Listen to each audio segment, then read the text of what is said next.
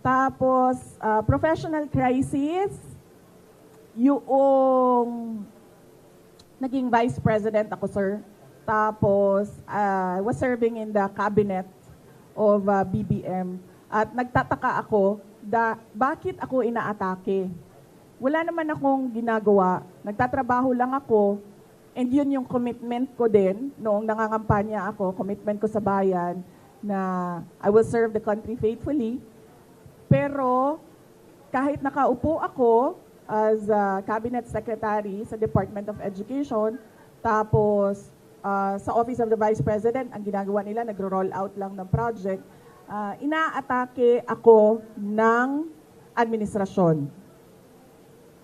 Yun yung professional crisis na daanan ko na nagtaka ako. Took me a while. It took me a while to realize my worth and value as a government official, na hindi dapat ganito ang ginagawa sa akin.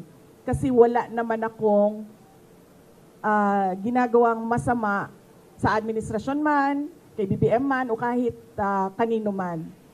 Kaya medyo tumagal din ng ilang buwan bago ako nag-decide na hindi tama yung ginagawa sa akin, hindi tama yung ginagawa sa opisina na kung saan ako nakaupo, at I will not endure yung ganon. At hindi din ako parang hihingi ng some sort of peace, na parang wag ninyong gawin sa akin ito.